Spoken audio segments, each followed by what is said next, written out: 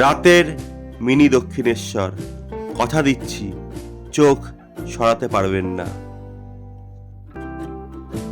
নমস্কার বন্ধুরা, আজকে আপনাদের ঘুরতে নিয়ে যাব কলকাতার খুবই কাছে মিনি দক্ষিণেশ্বর এবং তারই সঙ্গে একটি ভুতুড়ে বাড়িতে।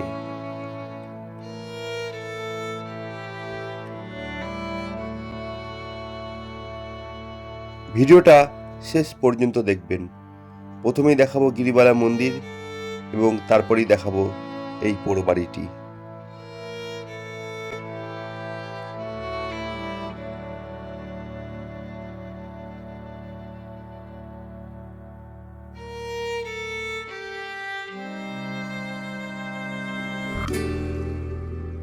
কলকাতার খুবই কাছে এই মন্দিরটি অবস্থিত সোদপুরের পানিহাটিতে। আবার আপনারা আগরপাড়াতেও বলতে পারেন। কিভাবে আসবেন? মেন লাইনে শিয়ালদা থেকে সোদপুর স্টেশন, সেখান থেকে অটো বা টোটো করে সোজা চলে আসতে পারেন এই গিরিবালা দেবী মন্দির। আর রিজার্ভ না করে ভেঙে ভেঙে আসলে প্রথমে সোদপুর স্টেশনের 1 নম্বর কাউন্টার থেকে বেরিয়ে সোজা চলে আসবেন মহোৎসবতলা ঘাট, সেখান থেকে 5 মিনিট হাঁটা পথ। আপনারা দেখছেন মন্দিরের প্রধান বিগ্রহ রাধা মাধবজির মূর্তি আর সঙ্গে গিরিবালা দেবী।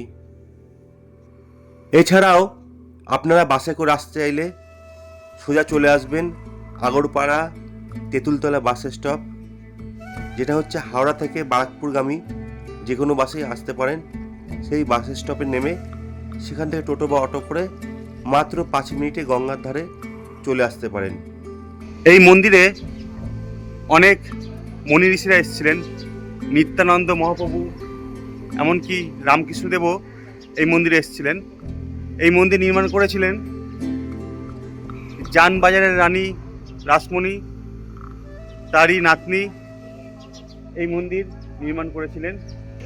1318 সাল, বাংলা মাসের 1318 সাল 18ই জ্যৈষ্ঠ রাধা গোবিন্দ জিউয়ের এই মন্দিরটি নির্মাণ করা হয়।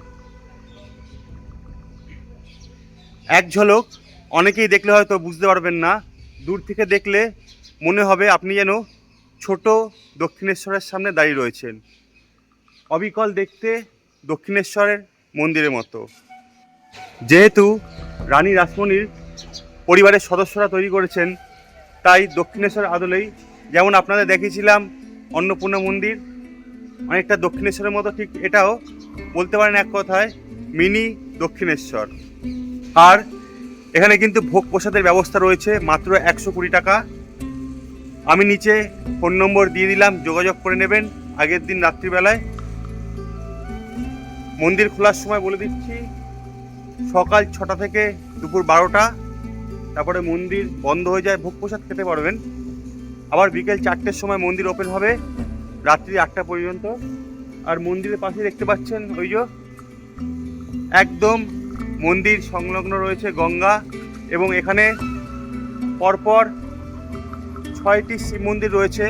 দক্ষিণেশ্বরের মতনই, দক্ষিণেশ্বরে বেশি আছে, এখানে 6টি আছে। এখানে এই যে 3টে শিব মন্দির, ওইদিকে 3টে শিব মন্দির, ওদিকে যাচ্ছি মন্দির দেখাবো। আর ওই পাশে রয়েছে নাথ মন্দির। জায়গাটা যেহেতু গঙ্গার পাড়ে, খুব ঠান্ডা, দুদণ্ড বসে আরামে কাটাতে পারবেন, খুব ভালো লাগবে। বর্তমানে গিরিবালা মন্দির নামেও বেশ জনপরিচিত। এছাড়াও মিনি দক্ষিণেশ্বর বললেও অনেকেই আপনাকে চিনিয়ে দেবে এই মন্দিরটি। খুব সুন্দর মন্দিরটা, তোমরাও এসো, খুব সুন্দর, খুব ভালো লাগবে।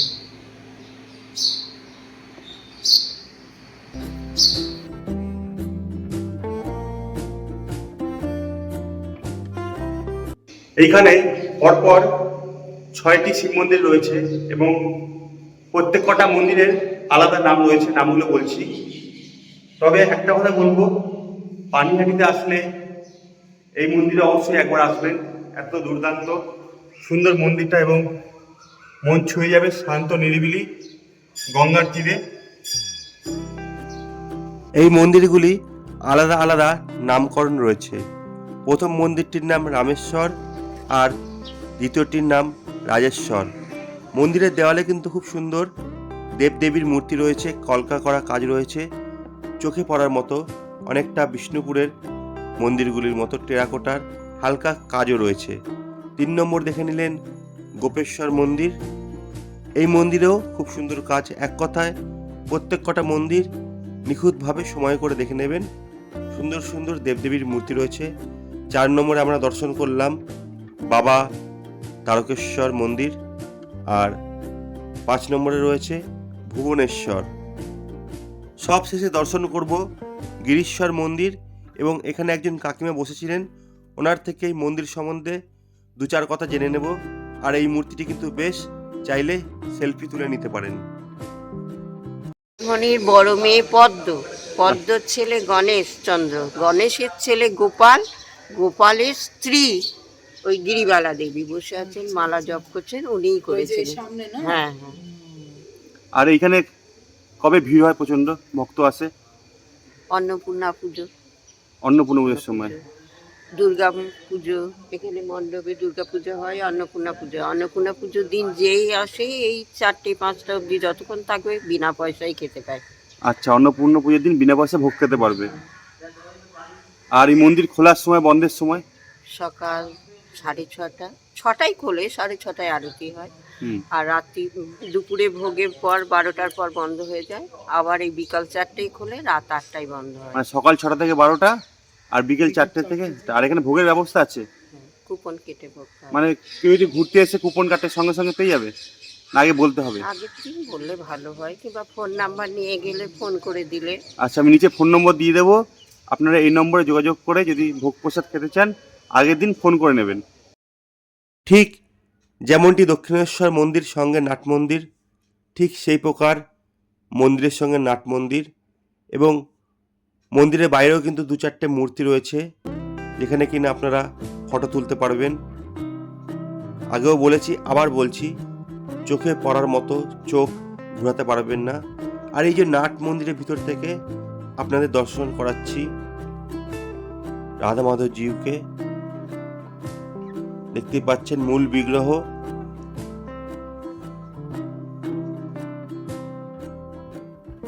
সব সময় সব অনুভব তো আর বলে বোঝানো যায় না। জায়গাটা খুব নিরিবিলি, ঘুলঘুলিতে কি সুন্দরভাবে পায়রাগুলো বাসা করেছে। পায়রার কিচিমিচি শব্দ খুব ভালো লাগছে। খুবই নিরিবিলি, এখানে আপনারা আসবেন, সময় কাটাবেন, মনটা শান্তিতে ভরে যাবে। চাইলে পাশে গঙ্গা থেকেও ঘুরে আসতে পারেন। অন্ধকার হয়ে আসছে, এবার যাব পাশের পোড়ো বাড়িতে। আর অন্ধকার হলে হালকা লাইটের আলোয় মিনি দক্ষিণেশ্বর দেখুন কি অপরূপই না লাগে। মন্দির সংলগ্ন এই বাড়িটি কেউ কেউ বলেন নীলকর সাহেবদের জমি ছিল, আবার অনেকের মতে এই বংশেরই, গিরিবালা বংশেরই অতীতের জমি। যাই হোক, সময়ের সাথে সাথে ধ্বংসাবশেষ অবস্থায় রয়েছে। আমরা গঙ্গার পাড়ে ওয়েট করে ঠিক 8টার সময় ভিতরে প্রবেশ করলাম। একটু অন্ধকার হলে এই জায়গায় ঘোরার মজাটা একটু অন্যরকম হয়ে ওঠে। একেবারে ঘুটঘুটে অন্ধকার নয়, বাইরের ল্যাম্পপোস্টের কিছু লাইটের আলো কিন্তু ভিতরে পড়ছে, দেখতেই পাচ্ছেন। যাই বলুন, একটা গা ছমছমে ব্যাপার কিন্তু এখানে আছে। গিরিবালা দেবীর বংশেরই এটা জমি, যেটা সময়ের সাথে সাথে ধ্বংসাবশেষ অবস্থায় রয়েছে। রাত্রি প্রায় 8টা বাজে আমি এই ভিতরে প্রবেশ করেছি, দেখাচ্ছি। দেখুন কি অবস্থা, ঘুটঘুটে অন্ধকার। আবার অনেকের মতে এটা নীলকর সাহেবদের জমি ছিল। যাই হোক, সত্য কিন্তু আমার জানা নেই, আমি আপনাদের দেখাচ্ছি।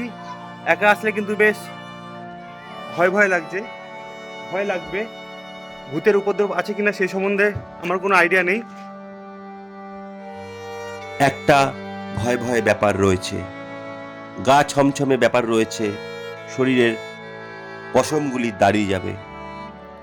কথা দিচ্ছি, একা আসতে পারবেন না, কাউকে না কাউকে নিয়ে আসতেই হবে। একবার এই জায়গা অবশ্যই ঘুরে যাবেন।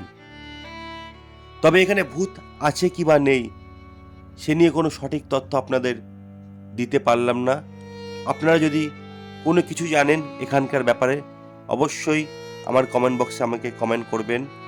আর ভিতরে এই ধরনের বস্তায় মোড়া কত কি দেখতে পেলাম। অজানা জায়গা, আসলে কোনো কিছুতে হাত দেবেন না, না জানি কোথায় বিপদ লুকিয়ে রয়েছে। সাবধানে আসবেন, চেষ্টা করবেন বাচ্চাদের মন্দিরে রেখে বড়রা একা আসতে। এই ধরনের ভিডিও দেখার জন্য অবশ্যই আমার চ্যানেলটি সাবস্ক্রাইব করবেন। আপনাদের এক একটি সাবস্ক্রাইব, এক একটি কমেন্ট আমাকে নতুন নতুন ভিডিও করার জন্য অনুপ্রেরণা জাগায়। যাই হোক, এই জায়গাটি বেশিক্ষণ থাকার জন্য উপযুক্ত নয়। এখান থেকে আমরা বেরিয়ে পড়লাম আবার মন্দিরের উদ্দেশ্যে। মন্দিরের রাতের দৃশ্যটা একবার দেখুন, কি অপরূপ লাগছে, চোখ সরানো যাচ্ছে না। আপনাদের কেমন লাগছে এই রাতে মিনি দক্ষিণেশ্বর? একবার অবশ্যই কমেন্ট করবেন। আপনাদের কমেন্টের আশায় রয়েছি। ভালো থাকবেন, অপরকে ভালো রাখবেন। আবার দেখা হবে অন্য কোনো সময়, অন্য কোনো নতুন ভিডিও নিয়ে।